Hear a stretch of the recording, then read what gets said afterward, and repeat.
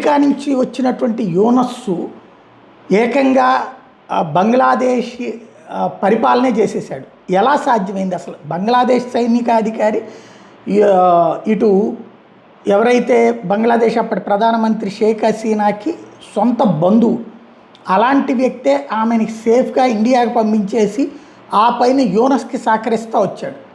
అయితే యూనస్కి సైన్యంలోనే కొంతమంది సహకరించడం వల్లనే ఆ సైనికాధికారి కూడా సైలెంట్గా ఉన్నాడు, నిశ్శబ్దంగా ఉన్నాడు. ఈ 18 నెలల నుంచి వాళ్ళు ఎవరో కనిపెట్టి యూనస్ ప్రభుత్వం దిగిపోయి బంగ్లాదేశ్ నేషనలిస్ట్ పార్టీ తారిక్ అహ్మద్ ప్రభుత్వం రాగానే ఇప్పుడు యాక్షన్ ప్రారంభించాడు. Principal staff officer in the armed forces division lieutenant general Kamrul Hasan, అలాగే lieutenant general Monir Rahman chief of general staff, QM general lieutenant general Faizur Rahman National Defence College, వీళ్ళందరూ పాత్రలు ఉన్నాయి.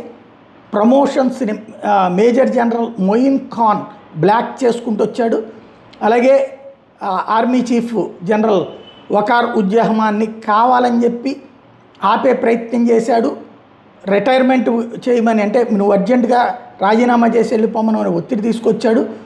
5 మేజర్ జనరల్స్ బాగా ఇబ్బంది పెట్టారన్నటువంటి విషయం తేలింది. యూనస్ ప్రభుత్వం దిగిపోయాక ఇప్పుడు వాళ్ళ మీద దృష్టి సారించినటువంటి పరిస్థితి ఉంది.